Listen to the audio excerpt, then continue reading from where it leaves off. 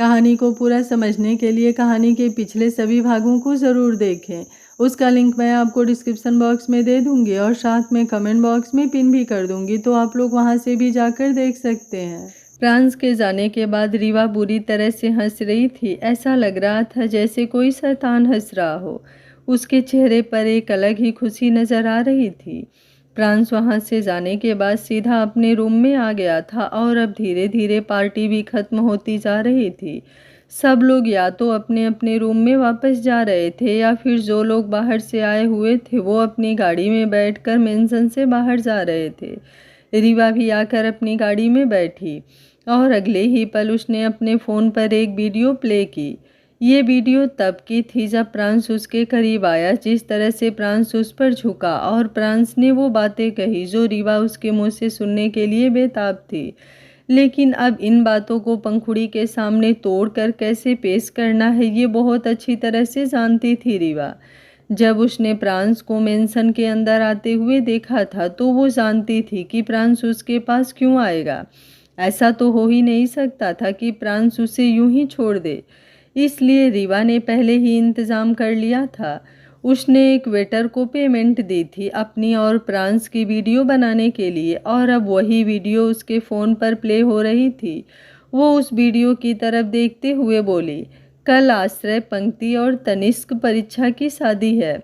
लेकिन कल सिर्फ शादियाँ नहीं होगी, कल दो दिल अलग भी होंगे और वो दो दिल होंगे प्रांस राणा और पंखुड़ी प्रांस राणा का। आई नो फिलहाल तो तुम मुझसे नफरत करोगे, लेकिन जब धीरे धीरे मैं तुम्हारे करीब आऊँगी, तुम्हारे सामने सुधरने का ड्रामा करूँगी, तुम्हें यकीन दिलाऊँगी कि मैंने कुछ भी इंटेंशनली नहीं किया, बल्कि सिर्फ और सिर्फ तुम्हारे प्यार में किया है, तो तुम्हें खुद मेरे पास आना होगा प्रांस राणा। बस अब मुझे कल का इंतज़ार है, जब वो पंखुड़ी हमेशा हमेशा के लिए तुमसे दूर जाएगी, क्योंकि कल मैं अपना हुक्म का इक्का इस्तेमाल करूँगी। उसके बाद तुम दोनों का एक साथ रहना मुश्किल ही नहीं नामुमकिन हो जाएगा। ये बोलकर वो एक बार फिर से हंसने लगी। उसने अपनी गाड़ी स्टार्ट की और वहाँ से चली गई। वहीं दूसरी तरफ तनिष्क भी मिसेस जिंदल के साथ अपनी गाड़ी में बैठकर वहाँ से जा चुका था। उसे लगा शायद पंक्ति रीवा के साथ है, लेकिन जब उसने अकेले रीवा को घर पर आते हुए देखा तो वो हैरान रह गया। वहीं रीवा खुद शॉक्ड थी। उसने आश्रय और पंक्ति को गेस्ट रूम की तरफ जाते हुए देखा था, लेकिन उसे लगा शायद आश्रय पंक्ति को संभाल लेगा और वो उसे होश में ले आएगा। लेकिन अब पंक्ति के घर पर ना आने पर वो भी टेंशन में आ चुकी थी। तनिष्क उसकी तरफ देखते हुए बोला, दी, पंक्ति कहाँ है? वो तो आपके साथ थी ना? रीवा के होश उड़ चुके थे, लेकिन उसने जल्दी से खुद को संभाला और बोली, वो एक्चुअली तुमने तो देखा ही था ना कि तनिष्क की वो स्टेज पर कैसे डांस कर रही थी। उसने ड्रिंक की हुई थी और ऐसे में उसे संभालने के लिए कोई तो चाहिए था, तो मैंने आश्रय को बोल दिया था उसे संभालने के लिए, बिकॉज पंक्ति को संभालना मेरे लिए थोड़ा मुश्किल हो रहा था और वो बार बार आश्रय का नाम ही लिए जा रही थी, इसलिए मैंने उसे आश्रय के पास ही छोड़ दिया। पर तुम फिक्र मत करो, उन दोनों के बीच सब कुछ ठीक हो गया है। जिस तरह से वो दोनों डांस कर रहे थे साफ पता चल रहा था कि अब आश्रय उससे नाराज नहीं है। शादी तो कल शाम की है ना, तो सुबह होते ही मैं पंक्ति को लेने के लिए राणा मेंशन चली जाऊंगी। तनिष्क जल्दी से बोला, लेकिन हम ऐसे कैसे पंक्ति को अकेले छोड़ सकते हैं दी? मुझे लगता है हमें अभी चलना चाहिए। रीवा थोड़े गुस्से में बोली, इतनी भी टेंशन लेने की क्या ज़रूरत है तनिष्क? तनिष्क ने हैरानी से उसकी तरफ देखा।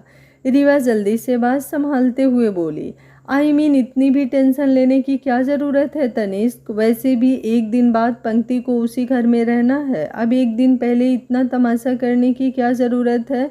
वो लोग कहेंगे कि अगर हमें उन पर ट्रस्ट नहीं तो हम अपनी लड़की की शादी उनके बेटे के साथ करवा क्यों रहे हैं? प्लीज़ तुम मेरी बात समझने की कोशिश करो। तनिष्क को बहुत अजीब लग रहा था, लेकिन अब रीवा की बात सुनकर वो कुछ बोल भी नहीं पा रहा था। रीवा एक बार फिर बोली, भाई होने के नाते तुम पंक्ति की कितनी केयर करते हो ये भी मैं बहुत अच्छी तरह से जानती हूँ, इसलिए मैं कह रही हूँ कल सुबह होते ही हम उसे लेने जाएंगे। लेकिन तभी दरवाजे पर गाड़ी का हॉर्न बजा। तनिष्क के कदम एकदम से रुक गए। वो जल्दी से बाहर की तरफ आया तो देखा आश्रय की गाड़ी उसके सामने आकर रुकी थी और उसमें से पंक्ति बाहर निकली।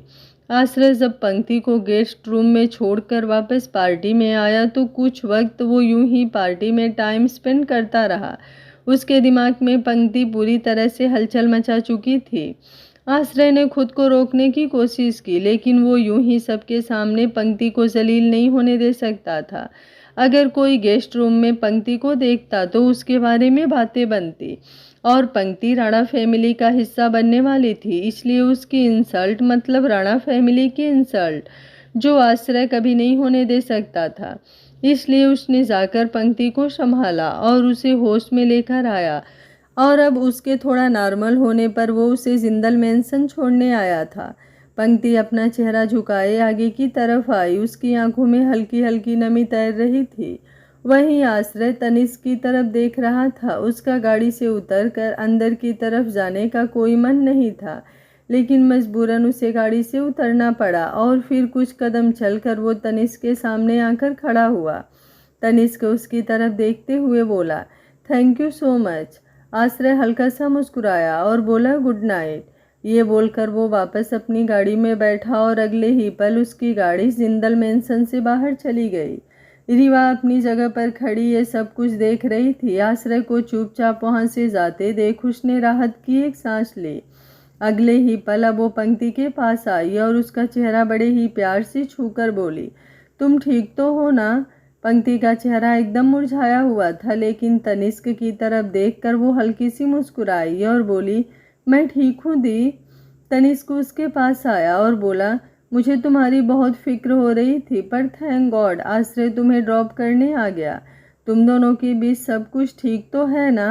पंक्ति मुस्कुराई और बोली, पता नहीं भाई सब ठीक है या नहीं, लेकिन इतनी उम्मीद ज़रूर है कि जो कुछ ठीक नहीं भी है वो भी जल्दी ठीक हो जाएगा।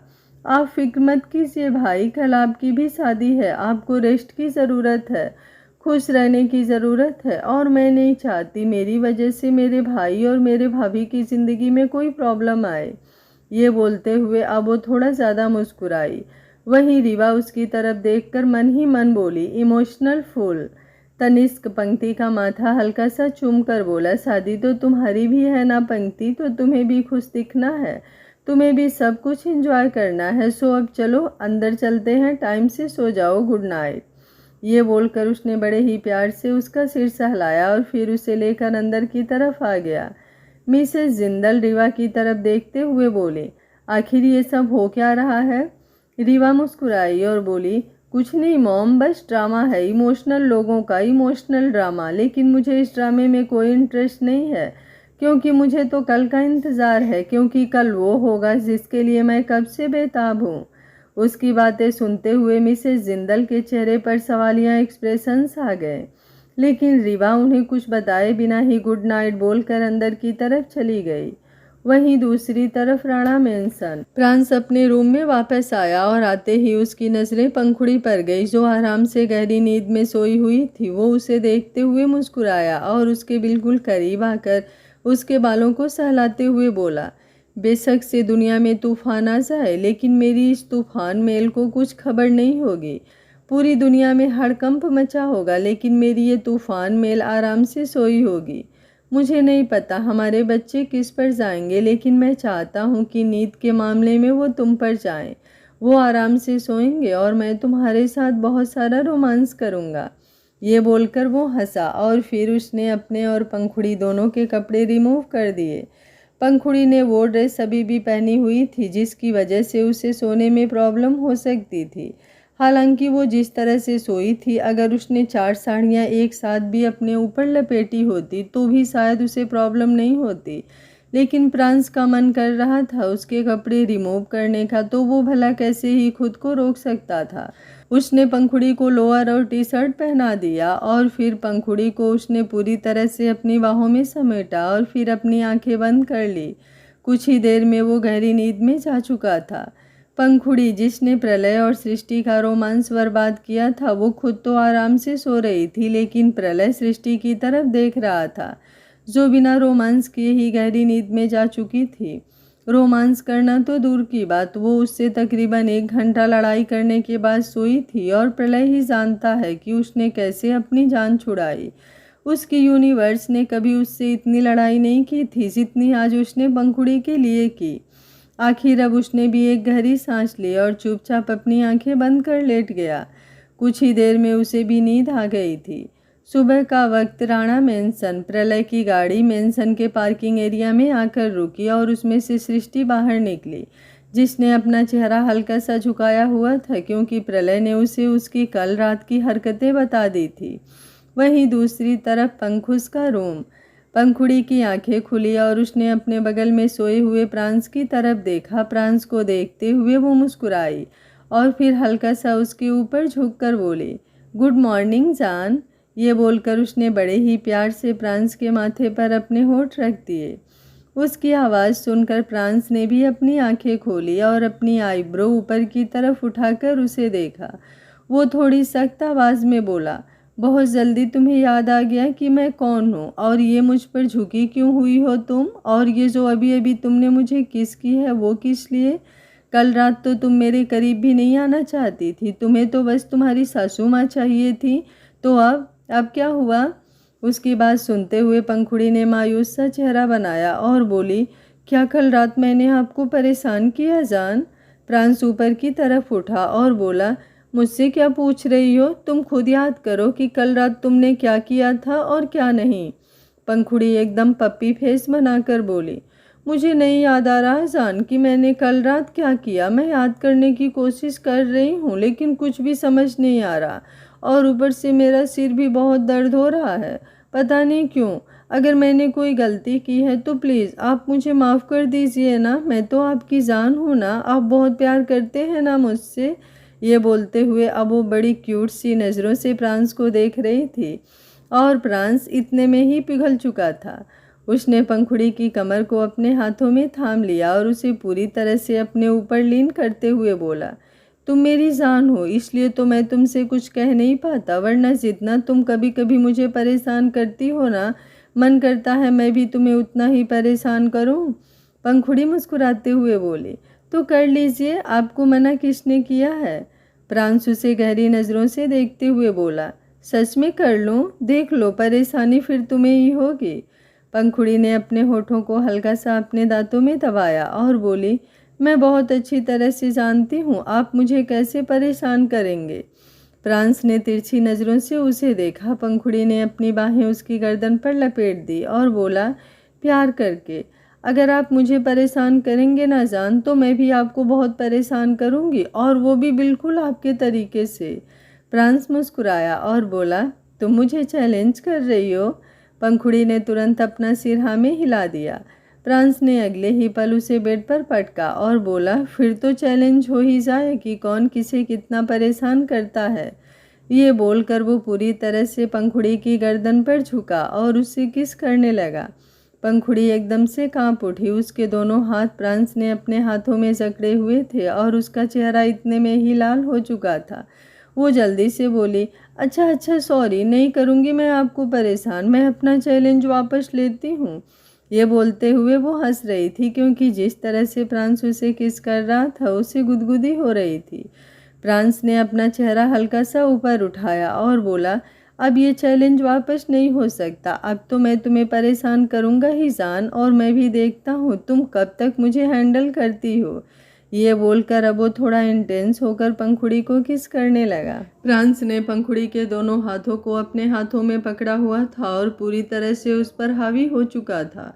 पंखुड़ी तो अपना चैलेंज वापस लेना चाहती थी लेकिन अब प्रांस बिना चैलेंज के भी उसे छोड़ने नहीं वाला था। थोड़ी देर बाद प्रांस पंखुड़ी से दूर हुआ और उसके चेहरे को बहुत ही प्यार से देखने लगा। अगले ही पल अब उसने अपना चेहरा दूसरी तरफ घुमा लिया। शर्म से लाल चेहरा बता रहा था कि वो क्या फील कर रही है। प्रांस के चेहरे पर एक बार फिर से मुस्कुराहट तैर गई और अब उसने अपना हाथ पंखुड़ी के गाल पर रखा और फिर उसके चेहरे को वापस अपनी तरफ घुमाया। पंखुड़ी ने शर्माते हुए अपनी पलकें नीचे झुका ली। प्रांस मुस्कुराते हुए बोला, बहुत अच्छी तरह से जानता हूँ मैं, और इसलिए आज इस घर में किसी एक की वेडिंग नाइट नहीं बल्कि 2 लोगों की वेडिंग नाइट होगी। एक तो आश्रय और पंक्ति की और दूसरी मेरी और तुम्हारी। ये बोलते हुए उसके लब पंखुड़ी के लबों के बिल्कुल करीब आ गए थे। पंखुड़ी का दिल जोरों से धक धक करने लगा था। शादी को 2 महीने होने को आ गए थे, लेकिन अभी तक उनकी वेडिंग नाइट पूरी नहीं हुई थी और आज वो वेडिंग नाइट पूरी होगी, ये सोचकर ही उसकी बेताबी बढ़ गई थी। उसे अपने बदन में एक करंट सा महसूस होने लगा था। प्रांस ने उसके होठों को लॉक कर दिया और उसे किस करने लगा।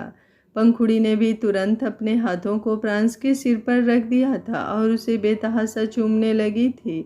उन दोनों की सांसें आपस में घुल रही थी। तकरीबन 10-15 मिनट बाद वो दोनों पूरी तरह से एक दूसरे की बाहों में सिमटे हुए बिस्तर पर लेटे हुए थे। प्रांस पंखुड़ी को अपनी बाहों में कसते हुए बोला, शावर लेने पहले तुम जाओगी या फिर मैं जाऊं? पंखुड़ी मुस्कुराई और बोली, पहले आप जाइए। प्रांस उसकी तरफ देखते हुए बोला, नहीं, पहले तुम जाओ। पंखुड़ी मुंह बनाते हुए बोली, प्लीज़ आप जाइए ना, आपको पता है मैं नहीं जा सकती। प्रांस मुस्कुराया और बोला, ओके फाइन, मैं जाता हूँ। ये बोलकर वो अपनी जगह से उठा। पंखुड़ी ने उसकी तरफ देखा। वो खुद इस वक्त सिर्फ इनर बियर में था और उसे देखते हुए पंखुड़ी की धड़कन जैसे एक पल के लिए तो स्किप ही हो गई थी। लेकिन अब पंखुड़ी ना ढंग से उसे देख पा रही थी और ना ही उस पर से अपनी नज़रें हटा पा रही थी। शर्माते हुए उसने एक बार फिर से अपना चेहरा दूसरी तरफ घुमा लिया तो प्रांस उसकी तरफ देखते हुए बोला, तुम्हारा ही हूँ, जितना देखना है देख लो, मुझे हर तरह से देखने का हक है तुम्हारा। उसकी बात सुनते हुए पंखुड़ी ने अपनी नज़रें उसकी तरफ उठा ही दी। उसके होठों पर लंबी सी स्माइल थी। प्रांस वापस बिस्तर पर झुका और उसके माथे को चूमकर बोला, आई लव यू रोज पीटल। पंखुड़ी मुस्कुराते हुए बोली, आई लव यू टू सान। ये बोलकर उसने प्रांस की ठोड़ी को चूम लिया। प्रांस मुस्कुराते हुए अब वॉशरूम की तरफ बढ़ गया और फिर उसके जाने के बाद पंखुड़ी भी बिस्तर से उठी और उसने जल्दी से प्रांस का शर्ट निकाल कर एक नाइट सूट पहन लिया। उसने अब सामने वॉल क्लॉक की तरफ देखा जहाँ पर 9:30 बजने वाले थे। घर में शादी थी जिसके लिए उसे जल्दी ही नीचे चले जाना चाहिए था, लेकिन जल्दी की बजाय वो तो और भी लेट हो चुकी थी। कुछ देर बाद वो दोनों रेडी होकर नीचे की तरफ आए। शादी का मुहूर्त शाम का 5 बजे था, तो फिलहाल के लिए घर में छोटी मोटी रस्में होने वाली थी और सब लोग नाश्ता वगैरह करने वाले थे। प्रांस जैसे ही नीचे की तरफ आया उसकी नज़र प्रलय पर गई जो सामने सोफे पर ही बैठा था। ऐसा नहीं था कि सिर्फ प्रांस और पंखुड़ी ही नीचे लेट आए थे, बल्कि बाकी सब लोग भी अपने अपने रूम में से बहुत लेट निकले थे और स्पेशली प्रलय और सृष्टि। सुबह सुबह ही प्रलय सृष्टि को लेकर राणा मेंशन आ गया था, लेकिन राणा मेंशन आने के बाद सृष्टि दोबारा सो गई थी क्योंकि उसका हैंगओवर नहीं उतरा था और अब वो डाइनिंग टेबल पर सबके लिए ब्रेकफास्ट लगा रही थी। नताशा, तनुज और तंस और रिया राणा मेंशन में ही थे। प्रलय को देखते ही प्रांस की हंसी छूट गई, लेकिन प्रलय के लिए उसे सच में बहुत बुरा फील हो रहा था। उन दोनों का कितना रोमांटिक मूड था ये तो उस सॉन्ग से ही फील किया जा सकता था जो उसे कल रात फार्म हाउस में सुनाई दे रहा था, लेकिन पंखुड़ी ने सब कुछ खराब कर दिया। पंखुड़ी सृष्टि की तरफ आ गई तो प्रांस जाकर प्रलय के पास बैठा और उसके घुटने पर अपना हाथ रखकर बोला, आई कैन फील यू। प्रलय ने नज़रें उठाकर उसकी तरफ देखा और फिर उसका हाथ अपने घुटने से हटाकर बोला, नहीं, तुम मुझे फील नहीं कर सकते। तुम मुझे फील उस दिन करोगे जब तुम्हें तुम्हारी बीबी जैसी बहू मिलेगी, पर उसके लिए तुम्हारा बेटा पैदा करना ज़रूरी है और जिस तरह की तुम्हारी बेबी है मुझे नहीं लगता तुम ये सब कर पाओगे। तुम्हें मैं फील हो रहा हूँ या नहीं ये तो नहीं पता, लेकिन मुझे तुम पर तरस जरूर आ रहा है। ये बोलते हुए उसने अब उसके गाल को छुआ। प्रांस ने अगले ही पल उसका हाथ हटाया और बोला, ओ प्लीज़ डैड, आपकी तरह बिल्कुल नहीं हूँ मैं जो वेट करता रहूँगा अपनी बीबी की अक्लान ठिकाने आने का। बहुत अच्छी तरह से जानता हूँ कैसे मेरे टाइम पर मॉम ने आपको घुमाया था, लेकिन मैं ऐसा बिल्कुल नहीं होने दूंगा। एक बार आज शाम ये शादी हो जाए उसके बाद मैं मॉरिशस जा रहा हूँ। आप अपना बिजनेस संभालिए और मैं अपनी बीबी के साथ रोमांस करूँगा। आई होप आपके रोमांस में टांग अड़ाने के लिए कोई नहीं होगा, तो आप भी दिलवर दिलवर सॉन्ग पर अच्छे से रोमांस कर पाएंगे। प्रलय झट से बोला, ओह हेलो, मैं कोई बिजनेस नहीं संभालने वाला, मेरे खुद के प्लान हैं। मैं सृष्टि को लेकर बाहर जा रहा हूँ। अपना बिजनेस खुद संभालो, मैं कब का संन्यास ले चुका हूँ बिजनेस से। प्रांस तुरंत बोला, शर्म कर लीजिए डैड, अपने बेटे के हनीमून जाने की उम्र में आप अपना हनीमून प्लान कर रहे हैं और मैं हनीमून जाने की उम्र में आपका बिजनेस संभालूं। मैं कुछ नहीं संभालने वाला, होते हैं कंगाल तो हो जाएंगे। मेरा तो मॉरिशस जाना कन्फर्म है। प्रलय उसकी बात सुनकर उसकी तरफ देखता ही रह गया। वहीं पंखुड़ी किचन में सृष्टि के सामने खड़ी थी। उसने अपना चेहरा झुकाया हुआ था। वो मासूमियत से बोली, कल रात मैंने आपको ज़्यादा परेशान किया क्या सासू माँ? क्या मेरी वजह से ससुर जी आपसे नाराज़ हो गए? सृष्टि तुरंत बोली, अरे उनकी क्या मजाल जो वो मुझसे नाराज़ हो जाएं। ऐसा कुछ भी नहीं हुआ है बहू रानी, तुम इतनी टेंशन मत लो, तुमने कुछ भी गलत नहीं किया। पंखुड़ी मुस्कुराई और उसके सीने पर सिर रखकर बोली, थैंक यू सासू माँ। आप एक काम कीजिएगा, आप ना शादी के बाद ससुर जी के साथ कहीं घूमने चली जाइएगा। वैसे तो ससुर जी नाराज़ नहीं हुए, लेकिन अगर आप उनके साथ कहीं घूमने जाएंगी तो उनका मूड भी अच्छा हो जाएगा। सृष्टि तुरंत बोली, बिल्कुल भी नहीं, क्योंकि मुझे जितना घूमना था मैंने घूम लिया, अब घूमने की बारी तुम्हारी है। मैं प्रांस से बात करूंगी, वो तुम्हें हनीमून पर ले जाएगा। ये बोलकर उसने पंखुड़ी के गाल बड़े ही प्यार से छुए। पंखुड़ी के चेहरे पर मुस्कुराहट तैर गई। हनीमून के सपने देखते हुए वो बड़ी खुश नजर आ रही थी। कुछ देर बाद सबने मिलकर डाइनिंग टेबल पर ब्रेकफास्ट किया और फिर आश्रय और परीक्षा के साथ सब लोग हाल में बैठ गए। उनके सामने ही पंखुड़ी बैठी थी जो उन दोनों के साथ रस्म करने वाली थी। रस्म में पंखुड़ी को उनके हाथों पर मोतियों वाले धागे बांधने थे। जो बात तो पंखुड़ी रही थी, लेकिन उन्हें खोलने वाले उनके लाइफ पार्टनर होने वाले थे। आश्रय के हाथों में बंधे हुए धागे पंक्ति खोलने वाली थी और परीक्षा के हाथों में बंधे हुए धागे तनिष्क खोलने वाला था, वो भी अपने एक हाथ से। सृष्टि रिया की तरफ देखते हुए बोली, रिया तुम वहाँ क्यों खड़ी हो? तुम भी आगे आओ, तुम भी इन दोनों के हाथों में धागे बांधो, आखिर तुम भी तो इन दोनों की होने वाली भाभी हो। रिया सृष्टि की बात सुनकर मुस्कुराई और आगे पंखुड़ी के पास आकर बैठ गई। पंखुड़ी झट से उसकी तरफ देखते हुए बोली, देखो तुम सिर्फ भाभी हो, लेकिन बड़ी वाली भाभी मैं हूँ, इसलिए पहले मैं बांधूंगी। रिया मुस्कुराई और बोली, ओके भाभी, मुझे कोई प्रॉब्लम नहीं है। पंखुड़ी की बात सुनकर सब मुस्कुरा रहे थे।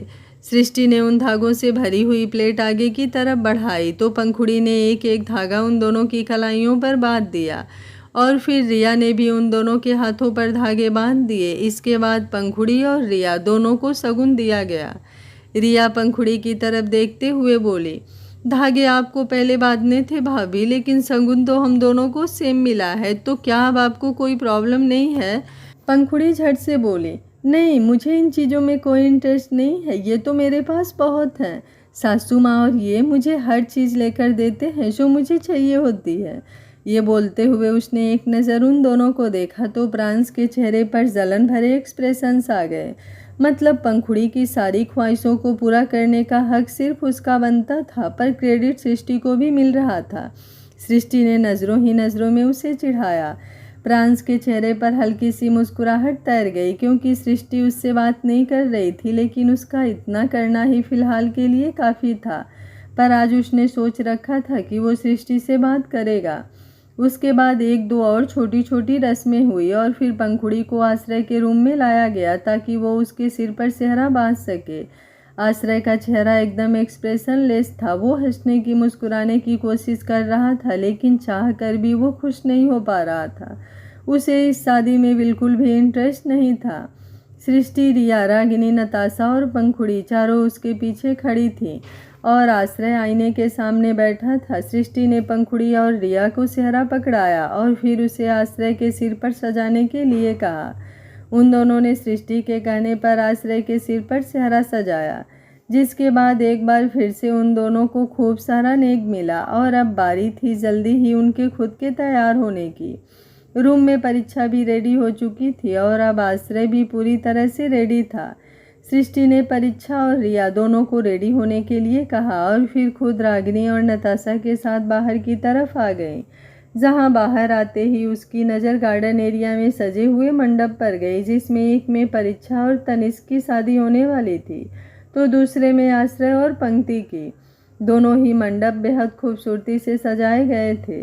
वहीं पंखुड़ी अब वापस अपने रूम में आ गई, जहां प्रांस पहले से ही रेडी हो रहा था। उसे देखते हुए एक पल के लिए तो पंखुड़ी का दिल भी धक सा रह गया। प्रांस ने वाइट कलर की शेरवानी पहनी हुई थी, जिसमें वो बेहद अट्रैक्टिव लग रहा था। पंखुड़ी मुस्कुराते हुए आगे की तरफ आई। उसने अपने लिए एक साड़ी निकाल रखी थी। वो रेड कलर की साड़ी पहनने वाली थी, लेकिन अचानक ही उसकी नज़र बिस्तर पर रखे एक बैग पर गई। वो हैरानी से बोली, इसमें क्या है जान? प्रांस मुस्कुराया और बोला, तुम्हारे लिए आज का आउटफिट।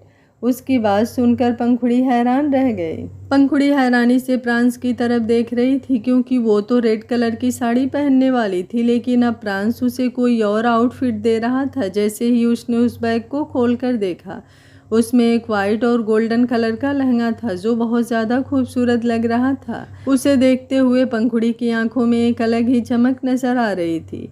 प्रांस उसके बिल्कुल करीब आया और उसे पीछे से बाहों में भरते हुए बोला, रेड कलर का लहंगा तो पंक्ति भी पहनेगी और परीक्षा भी। मैं चाहता हूँ कि मेरी बीबी सबसे अलग नज़र आए।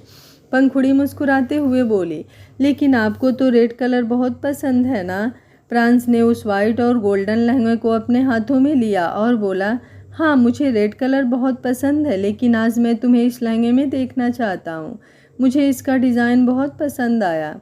पंखुड़ी मुस्कुराई और बोली, मतलब आपको इसका डिज़ाइन पसंद आया? अगर इसमें रेड कलर होता तो आपको रेड कलर से कोई प्रॉब्लम नहीं थी, तो फिर एक काम करें, इसे रेड कलर का कलर करवा लें। उसकी बात सुनकर प्रांस हंसा और बोला, अभी तुम्हारे पास इतना वक्त है क्या? नीचे शादी का मंडप लग रहे हैं और तुम कह रही हो कि तुम्हें इसे रेड कलर में कलर करवाना है। कुछ भी बोलती हो तुम रोजपीटल। पंखुड़ी उस लहंगे की तरफ देखते हुए बोली, काश मेरे पास कोई मैजिक होता तो मैं एक पल में इस पूरे लहंगे को रेड कर देती। जैसे 1 मिनट में खून सारी जगह पर फैल जाता है ना, वैसे ही वो कलर भी इस लहंगे पर फैल जाता। उसकी बात सुनते हुए प्रांस गुस्से से बोला, तुम्हारा दिमाग ठीक है क्या? कुछ भी बोले जा रही हो तुम। क्या मतलब है खून सारी जगह फैल जाता है? पंखुड़ी उसका गुस्सा देखकर हैरान रह गई। वो झट से बोली, मेरा वो मतलब नहीं था, मैं तो बस यूं ही। प्रांस गुस्से से बोला, तुम्हें जो करना है करो, मेरा दिमाग मत खराब करो। ये बोलकर प्रांस बाहर की तरफ चला गया। उसे रूम से जाते हुए देख पंखुड़ी और भी ज़्यादा दंग रह गई। पता नहीं क्यों उसने यूं ही वो बात बोल दी थी, लेकिन वो नहीं जानती थी कि प्रांस इस एक शब्द से ही इतना ज़्यादा पैनिक हो जाता है कि वो खुद को संभाल नहीं पाता। खून शब्द ही उसे जैसे परेशान करने के लिए काफ़ी था। पंखुड़ी हल्का सा मुस्कुराई और बोली, अब मुझे इन्हें मनाना होगा। एक काम करती हूँ, पहले जल्दी से रेडी हो जाती हूँ। जब इनके सामने तैयार होकर जाऊँगी तो ये खुद ब खुद मान जाएंगे। ये बोलते हुए उसके चेहरे पर लंबी सी स्माइल थी। वो जल्दी से रेडी होने लगी। कुछ ही देर में वो बुरी तरह से रेडी होकर नीचे की तरफ आई। सब लोग बाहर गार्डन में इकट्ठा होने लगे थे। जिंदल फैमिली बस किसी भी वक्त आने वाली थी। पंखुड़ी बाहर आई और उसकी नज़रें इधर उधर घूमने लगी। वो प्रांस को ढूंढ रही थी। उसे अभी परीक्षा के पास भी जाना था, देखना था कि वो रेडी हुई या नहीं। लेकिन फिलहाल तो उसे प्रांस की टेंशन हो रही थी। पर बाहर उसे प्रांस कहीं नज़र नहीं आया, तो वो चुपचाप अंदर की तरफ आ गई। वो परीक्षा के रूम में आई और आकर उसके पीछे खड़ी हुई। परीक्षा आईने के सामने बैठी थी। 2 ब्यूटिशियन उसे रेडी कर रही थी। पंखुड़ी ने अपने आँख से हल्का सा काजल लिया और मुस्कुराते हुए बोली, मैं जब अच्छे से रेडी होती हूँ तो सासू माँ मुझे काजल का टीका लगाती हैं ताकि मुझे नज़र ना लगे, इसलिए मैं भी तुम्हें टीका लगा रही हूँ, तुम्हें भी किसी की नज़र ना लगे। ये बोलते हुए उसने वो काजल परीक्षा के कान के पीछे लगा दिया। परीक्षा मुस्कुराते हुए बोली, तो एक काजल के टीके की ज़रूरत आपको भी है भाभी, क्योंकि आप भी बहुत ज़्यादा खूबसूरत लग रही हैं। ये बोलकर उसने भी अपनी आँख से काजल लेना चाहा, लेकिन वो ब्यूटिशियन उसे रोकते हुए बोली, प्लीज़ मैम अपनी आँखों का मेकअप ख़राब मत कीजिए, हम आपकी फीलिंग समझते हैं, लेकिन इस तरह से तो आपकी आँखों का मेकअप ख़राब हो जाएगा और फिर सब कुछ दोबारा करना पड़ेगा। परीक्षा उनकी बात सुनकर कुछ कह नहीं पाई। वो पंखुड़ी की तरफ देखने लगी तो पंखुड़ी मुस्कुरा कर बोली, कोई बात नहीं, मैं सासू माँ से लगवा लूँगी, और वैसे भी मुझे नज़र नहीं लगेगी। मेरी नज़र उतारने के लिए मेरे पास वो है ना, तुम्हारे भाई। ये बोलते हुए उसके चेहरे पर शरारती एक्सप्रेशन थे। परीक्षा भी उसकी बात सुनकर हंसने लगी। तभी रिया वहाँ पर आई और उन दोनों की तरफ देखते हुए बोली, बाहर जिंदल फैमिली आ चुकी है, सब लोग उनका स्वागत कर रहे हैं। आइए पंखुड़ी भाभी, आप भी जल्दी से आइए, क्योंकि आपका वहाँ पर होना ज़रूरी है। रिया की बात सुनकर पंखुड़ी परीक्षा की तरफ देखने लगी। जिंदल फैमिली के आने की बात सुनकर ही परीक्षा का चेहरा एकदम से लाल हो गया था। पंखुड़ी उसकी तरफ देखते हुए बोली, जरा नूर तो देखो चेहरे का, बस कुछ वक्त और उसके बाद तुम्हारी ये खूबसूरती और भी ज़्यादा बढ़ जाएगी। जब तुम्हारी मांग में तुम्हारे तनिष्क जी का सिंदूर सजेगा तो तुम और भी ज़्यादा खूबसूरत लगोगी। ये बोलते हुए उसने परीक्षा का गाल बड़े ही प्यार से छू लिया। रिया के साथ पंखुड़ी अब बाहर की तरफ आ गई, जहाँ राणा फैमिली जिंदल फैमिली का वेलकम कर रही थी। पंखुड़ी भी आकर सबके साथ खड़ी हुई। उसकी तरफ से भी कुछ तोहफे जिंदल फैमिली को दिए जाने वाले थे, जो उनके वेलकम पर ही देने थे। पंक्ति को छोड़कर वहाँ पर जिंदल फैमिली के बाकी सब लोग मौजूद थे। उनके कुछ खास रिश्तेदार भी वहाँ पर आए हुए थे। पंक्ति को पहले ही पीछे बैकयार्ड एरिया की तरफ ले जाया गया था, जहाँ पर वो कुछ वक्त रेस्ट कर सके और थोड़ा बहुत खा पी सके। सृष्टि ने ज्वेलरी के 2 बॉक्स पंखुड़ी को दिए और फिर उन्हें रीवा और मिसेज जिंदल को देने के लिए कहा। पंखुड़ी ने एक ज्वेलरी बॉक्स मिसेज जिंदल को दिया और दूसरा रीवा को। रिया उसकी तरफ देखते हुए बोली, thank you so much Mrs Rana, मुझे भी आपको एक रिटर्न गिफ्ट देना है, लेकिन उसके लिए फ़िलहाल आपको थोड़ा इंतज़ार करना पड़ेगा। उसकी बात पर पंखुड़ी बस मुस्कुराई, लेकिन सृष्टि, रागिनी और नताशा तीनों ही रीवा की तरफ अजीब सी नज़रों से देख रही थी, क्योंकि उसकी बात सच में थोड़ी अजीब थी। प्रांस वहाँ पर था नहीं। अगर होता तो शायद वो रीवा की बातों को समझ पाता, लेकिन वो वहाँ पर नहीं था, इसलिए तो रीवा ने वो बात कही, वरना डर के मारे उसकी ज़ुबान भी नहीं खुलती। सभी मेहमानों को ड्रिंक और स्नैक्स वगैरह सर्व की जा रही थी और जिंदल फैमिली का भी अच्छे से वेलकम करने के बाद सब लोग मंडप की तरफ आ गए, जहाँ पर हवन कुंड की आग जला दी गई थी और 2 पंडित वहाँ पर मौजूद थे। दोनों अलग अलग मंडप में बैठे थे। एक पंडित जी ने सृष्टि की तरफ देखा और बोला, अब आप वर और वधू दोनों को मंडप में ले आइए। पंडित जी की बात सुनकर सृष्टि ने रागिनी और नताशा की तरफ देखा। रागिनी पंखुड़ी के साथ अंदर की तरफ बढ़ गई। तनुज और तंस भी दोनों आश्रय को लेने अंदर की तरफ चले गए थे और बैकयार्ड एरिया से पंक्ति को लेने नताशा और रिया चले गए। तनिष्क को भी मंडप में बिठा दिया गया था। तनुज और तंस के साथ आश्रय बाहर की तरफ आया और आकर मंडप में बैठ गया। कुछ ही पलों में पंक्ति और परीक्षा को भी वहां लाया गया तो आश्रय की नज़रें तुरंत पंक्ति की तरफ उठ गई और तनिष्क मुस्कुराते हुए परीक्षा को देख रहा था। एक नज़र पंक्ति को देखने के बाद आश्रय ने तुरंत अपनी नज़रें उस पर से हटा ली। उसका चेहरा एकदम एक्सप्रेशनलेस लग रहा था। वहीं दूसरी तरफ पंखुड़ी अब एक बार फिर से प्रांस को ढूंढ रही थी। उसे अब प्रांस पर गुस्सा आ रहा था। उसने कोई इतनी भी बड़ी बात नहीं कह दी थी कि वो मुंह फुलाकर कहीं और जाकर बैठ गया। सब लोग उसे ढूंढ रहे थे, लेकिन उसका कोई अता पता ही नहीं था।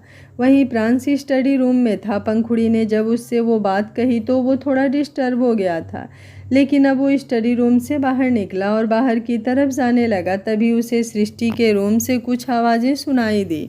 सृष्टि अपने रूम में थी और उसके साथ ही नताशा दी। वो दोनों रूम में रखी कुछ ज्वेलरी लेने के लिए आई थी। प्रांस तुरंत सृष्टि के रूम की तरफ बढ़ गया। वहीं पंडित जी ने मंत्र पढ़ने शुरू कर दिए थे।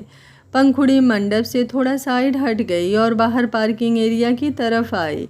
वो नहीं चाहती थी कि प्रांस शादी मिस करे, इसलिए वो उसे जल्द से जल्द अंदर लेने जाना चाहती थी, पर प्रांस तो उसे कहीं नज़र नहीं आया। तभी किसी ने उसके कंधे पर अपना हाथ रखा। पंखुड़ी ने झट से पलटकर पीछे की तरफ देखा, जहाँ रीवा खड़ी थी। रीवा को देखते हुए वो पहले तो हैरान हुई और फिर खुद को संभालते हुए बोली, आप यहाँ पर, आप शादी बीच में छोड़कर यहाँ क्यों आ गई? खैर आइए, अंदर चलते हैं। ये बोलते हुए उसने अपने कदम अंदर की तरफ बढ़ाने चाहे तो ज़्यादा रीवा से बात नहीं करना चाहती थी, क्योंकि प्रांस ने उसे मना किया था। हालांकि पंखुड़ी के दिमाग में पंक्ति की बातें घूम रही थी कि उसने प्रांस और रीवा को होटल में देखा, और ये बात अभी तक पंखुड़ी ने प्रांस से क्लियर भी नहीं की थी। लेकिन वो फ़िलहाल रीवा को इग्नोर ही करना चाहती थी। लेकिन वो अंदर जाती उससे पहले ही रीवा ने उसका हाथ पकड़ लिया और बोली, क्या हुआ, इतनी जल्दी में क्यों हो? अंदर शादी हो रही है, होने दो ना, अभी तो बहुत सारी रस्में बाकी है, धीरे धीरे होती रहेंगी, ज़रा मुझसे भी थोड़ी बात कर लो। उसकी बात सुनकर पंखुड़ी तुरंत बोली, पर मुझे लगता है कि फ़िलहाल बातों से ज़्यादा ज़रूरी उन रस्मों में शामिल होना है, इसलिए हम अंदर ही चलते हैं ना। रीवा तिरछा मुस्कुराई और बोली, तुम्हारे एक्सप्रेशंस बता रहे हैं जैसे तुम मुझे इग्नोर करना चाहती हो। क्यों, तुम्हें मुझसे बात करने में इतना डर क्यों लगता है? कहीं ऐसा तो नहीं तुम्हें इनसिक्योरिटी फील होती है मुझसे? आई मीन तुम्हारे हस्बैंड प्यार करते हैं मुझसे, तो कहीं तुम्हें मुझसे जलन तो नहीं होता? उसकी बात सुनकर पंखुड़ी झट से बोली, बिल्कुल भी नहीं, मुझे आपसे जलन क्यों होगी? मुझे आपसे कोई जलन नहीं होती, क्योंकि मैं जानती हूँ ये आपसे प्यार नहीं करते। ज़रूर आपको कोई गलतफहमी हुई है। उसकी बात सुनकर रीवा हंसने लगी। उसे हंसते हुए देख पंखुड़ी का दिल धक धक सा कर रहा था। रीवा हंसते हुए बोली, गलतफहमी तो तुम्हें हुई है मेरी जान, पर तुम्हारी भी कोई गलती नहीं है। अब अगर पति झूठ बोलेगा तो इसमें पत्नी की क्या गलती? पत्नी तो उन्हीं बातों पर यकीन करेगी जो उसके पति ने उसे बताया है। लेकिन तुमने सुना होगा कि एक औरत ही एक औरत को अच्छी तरह से समझ सकती है, इसलिए मैं तुम्हें और तुम्हारी फीलिंग्स को समझती हूँ। और सच बताऊँ, मैं तुम्हारी फीलिंग्स को हर्ट नहीं करना चाहती, लेकिन शायद आज मुझे ये करना पड़ेगा, क्योंकि मैं ये चोरी छुपे के रिश्ते से तंग आ चुकी हूँ। आई मीन मिस्टर राणा मेरे करीब आते हैं, लेकिन सबके सामने नहीं। जब हम दोनों अकेले में होते हैं, अकेले में वो मेरे साथ वक्त बिताते हैं, हम दोनों होटल में जाते हैं। कल भी उन्होंने सबके सामने तो मुझे ज़रा सा भी नहीं बुलाया, लेकिन बाद में मुझे बैक स्टेज ले गए और फिर वहाँ पर मेरे बेहद करीब आए।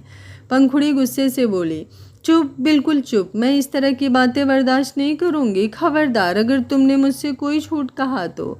रीवा मुस्कुराई और बोली, मैं जानती थी तुम्हें मेरी बातों पर यकीन नहीं होगा, बट इट्स ओके, प्यार में लोग अंधे होते हैं, इस बात को मैं बहुत अच्छी तरह से जानती हूँ। अगर ये बात प्रूफ कर दूँ कि मैं जो कह रही हूँ वो झूठ नहीं सच है तो। पंखुड़ी का दिल बेचैन होने लगा। अगली ही पल रीवा ने अपने पास में से अपना फ़ोन निकाला और उस पर एक वीडियो प्ले करके पंखुड़ी के सामने कर दिया, जो कल रात की ही वीडियो थी। उस वीडियो में प्रांस और रीवा की बातें साफ सुनाई दे रही थी। प्रांस की बातें सुनकर पंखुड़ी शॉक्ड रह गई। प्रांस उस वीडियो में बोल रहा था, क्या हुआ, इतना डर क्यों रही हो? हमें कौन सा कोई देख रहा है? और अगर कोई देख भी ले तो क्या ही प्रॉब्लम होगी? ना तुम किसी से डरती हो और ना ही मुझे किसी से डर लगता है। ना तुम्हें कोई रोक सकता है, ना ही मुझे रोकने की किसी की औकात है, तो फिर यूँ डरने की क्या बात है? ये बोलते हुए वो जिस तरह से रीवा के ऊपर झुका हुआ था वो भी बहुत ज़्यादा अजीब था। ऐसा लग रहा था कि उन दोनों के बीच वही सब चल रहा है जो रीवा पंखुड़ी के दिमाग में डालना चाहती है।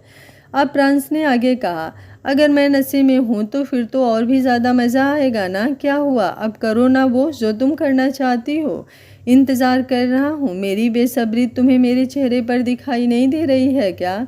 उन सब बातों को सुनते हुए पंखुड़ी की आंखों में नमी तैरने लगी। रीवा उन आंसुओं को देखकर मुस्कुराई और फिर अपना फ़ोन झट से पीछे खींचते हुए बोली, मेरी जिन बातों से तुम्हारी आंखों में इतने आंसू आ रहे हैं, भला मैं उन्हें कंटिन्यू कैसे कर सकती हूँ? पर मैं सही बताऊँ तो बेशक से ये सारी बातें तुम्हारे सामने ना आए, लेकिन इसका मतलब ये नहीं कि ये सारी बातें रुक जाएंगी। मेरे और मिस्टर राणा के बीच जो कुछ है वो तो है ही और हमेशा रहेगा भी। हम दोनों एक दूसरे से बहुत प्यार करते हैं और तुम्हें पता है इन्हीं चीज़ों की वजह से तो आज तक उन्होंने कभी तुम्हारे साथ पति पत्नी वाले रिलेशन नहीं बनाए। उसकी बात सुनकर पंखुड़ी के चेहरे का रंग उड़ गया। उसे कैसे पता कि उन दोनों के बीच कभी कुछ नहीं हुआ? रीवा तिरछा मुस्कुराते हुए बोली, अब तुम ही बताओ, इतनी पर्सनल बात भला मुझे कैसे पता होगी? क्योंकि उन्होंने मुझसे वादा किया है कि वो बेशक से तुम्हारे साथ रहें, लेकिन वो कभी भी उस तरह से तुम्हारे करीब नहीं आएंगे जिस तरह से एक पति को एक पत्नी के करीब आना चाहिए, क्योंकि उनके प्यार पर सिर्फ मेरा हक है। पंखुड़ी उसकी बातें सुनकर कुछ कह ही नहीं पा रही थी, वो बस रोए जा रही थी।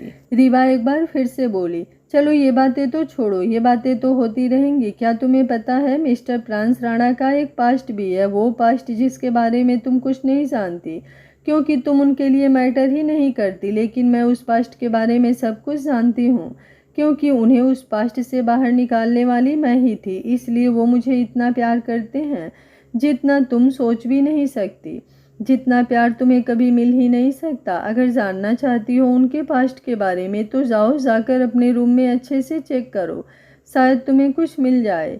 ये बोलते हुए वो एक बार फिर से तिरछा मुस्कुराई और अंदर की तरफ चली गई, जबकि पंखुड़ी का दिल धक धक कर रहा था और उसके कानों में बस रीवा की बातें गूंज रही थी। वहीं रीवा चेहरे पर डेविल स्माइल लिए वहां से जा चुकी थी। उसने बस अंधेरे में तीर चलाया था। उसे कुछ दिन पहले पता चला था कि प्रांस का एक पास्ट है, वो पास्ट जिसके बारे में वो किसी को नहीं बताता, और वो पास्ट भी बहुत ज़्यादा खतरनाक है। इसलिए रीवा ने इंतज़ार किया उस वक्त का जहाँ पर वो अपना ये हुक्म का इक्का चला सके। वो बेशक से पंखुड़ी के सामने से चली गई थी, लेकिन उसकी नज़रें अभी भी पंखुड़ी पर थी, जो बिल्कुल अपनी जगह पर खड़ी फ्रीज हो चुकी थी। उसकी आंखों से आंसू तेजी से बह रहे थे, लेकिन अब उसने खुद को संभाला और अपने आंसुओं को साफ करते हुए बोली, नहीं, मुझे किसी भी वीडियो पर यकीन नहीं करना है। ये सब वीडियो तो नकली भी हो सकती है। मैं देखती हूँ इंस्टाग्राम पर कैसे लड़कियाँ चुटकी बजाती हैं और उनके कपड़े बदल जाते हैं। इसका मतलब ये तो नहीं ना कि चुटकी बजाने से कपड़े बदल जाते हैं। मुझे इन सब पर यकीन नहीं करना। मुझे मेरी जान पर पूरा यकीन है, वो कभी मुझे धोखा नहीं दे सकते। पर उस दिन खुद उन्होंने जिया का नाम लिया था। कहीं जिया वही लड़की तो नहीं जिसके बारे में रीवा जी बात कर रही थी? मुझे जानना है कि आखिर जिया कौन है। क्या सच में ये जिया से प्यार करते हैं इसलिए मेरे करीब नहीं आते? मैं जानती हूँ रीवा जी की वजह से ऐसा कुछ नहीं होता। रीवा जी की वजह से वो मुझसे दूर नहीं रहते। इतने दिनों से हम दोनों के बीच कुछ हुआ भी नहीं। क्यों नहीं हुआ, मुझे सब जानना है। ये बोलते हुए वो अभी भी अपनी आंखों से बहते हुए आंसुओं को साफ कर रही थी। वो तेज कदमों से अब अंदर की तरफ चली गई तो रीवा के चेहरे पर सातिर मुस्कुराहट तैर गई। वो इतराते हुए बोली, रीवा, जिंदा आग लगाए और आग भयानक रूप ना ले। ऐसा हो सकता है क्या? जिस चीज़ के लिए मैंने इतना सब ड्रामा किया, इतना कुछ किया, वो भला ऐसे ही फ्लॉप नहीं हो सकती? मुझे तुम्हें प्राण से दूर करना था, वो तो मैं करके ही रहूँगी, बेशक से फिर कुछ भी क्यों ना हो जाए। अभी तो ये खेल शुरू हुआ है, पूरा खेल तो अभी बाकी है और उसमें फाइनल शॉट मेरी तरफ से होगा। ये बोलते हुए उसके चेहरे पर डेविल स्माइल थी। वो सोच रही थी कि अब इस खेल में आगे क्या हो सकता है। उसे हर एक चीज़ के लिए तैयार रहना था। ये उसके लिए डू और डाई वाली सिचुएशन थी जिसमें वो हार तो बिल्कुल भी नहीं मान सकती थी। वहीं पंखुड़ी जब अंदर की तरफ जा रही थी तो उसने एक नज़र मंडप की तरफ देखा जहाँ पर शादी हो रही थी, लेकिन फिलहाल उसका अंदर जाना ज़रूरी था। वो पूरी तरह से बेचैन हो रही थी, इसलिए सब कुछ छोड़ छाड़ कर वो अपने रूम की तरफ जाने लगी। लेकिन तभी अचानक से उसे सृष्टि के रूम से आती हुई आवाज़ें सुनाई दी, जो थोड़ी तेज थी। तो वो सृष्टि के रूम की तरफ आ गई क्योंकि वो आवाज़ किसी और की नहीं, प्रांस की थी। वो जैसे ही दरवाजे पर आकर खड़ी हुई, सृष्टि प्रांस की तरफ देखते हुए बोली, ओह रियली? तुम्हें लगता है कि तुम्हारी हरकतें ठीक है? प्यार करो और उस प्यार को हासिल करने के लिए हर एक चीज़ करो, लेकिन वो चीज़ जायज़ होनी चाहिए प्रांस। लेकिन तुमने जो किया वो जायज़ बिल्कुल नहीं था। वो एक पागलपन था, और अगर उस पागलपन में तुम्हें कुछ हो जाता तो? प्रांस तेज आवाज़ में बोला। हो जाता तो हो जाता। सृष्टि गुस्से से उसकी तरफ देखते हुए बोली, मतलब पंखुड़ी तुम्हारा प्यार नहीं है? क्योंकि प्यार में हम सिर्फ सामने वाले की फिक्र नहीं करते, अपनी भी फिक्र करते हैं कि हमें कुछ ना हो जाए। लेकिन जिस तरह से तुमने जानबूझकर अपना एक्सीडेंट करवाया सिर्फ और सिर्फ इसलिए कि पंखुड़ी अपनी जिद छोड़कर तुम्हारे पास आ जाए, वो मुझे प्यार कहीं से भी नहीं लग रहा। प्रांस, प्यार में हम ना ही सामने वाले की जान जोखिम में डाल सकते हैं और ना ही अपने। प्रांस थोड़ी सर्द आवाज़ में बोला, प्रांस राणा ऐसा ही है और हमेशा ऐसा ही रहेगा। उसे जो चीज़ चाहिए वो चाहिए, फिर बेशक से वो उसे कैसे भी हासिल क्यों ना करे। गलत सही मैं नहीं जानता मॉम, मुझे पंखुड़ी अपने पास चाहिए थी तो मैंने वो सब किया, जो मुझे ठीक लगा। अब वो प्यार है या नहीं इससे मुझे कोई लेना देना नहीं। उसकी बात सुनकर पंखुड़ी का दिल धक सा रह गया। प्रांस का जो एक्सीडेंट हुआ था वो कोई नॉर्मल एक्सीडेंट नहीं था, बल्कि प्रांस ने जानबूझकर करवाया था, ये जानकर जैसे किसी ने उसके बदन से उसकी आत्मा निकाल ली हो। आज का पार्ट आप लोगों को कैसा लगा कमेंट बॉक्स में अपनी राय ज़रूर दीजिएगा। वीडियो अच्छा लग रहा है तो वीडियो को लाइक शेयर एंड चैनल को सब्सक्राइब कर लीजिएगा। Thank you for watching. मिलते हैं कहानी के अगले भाग में।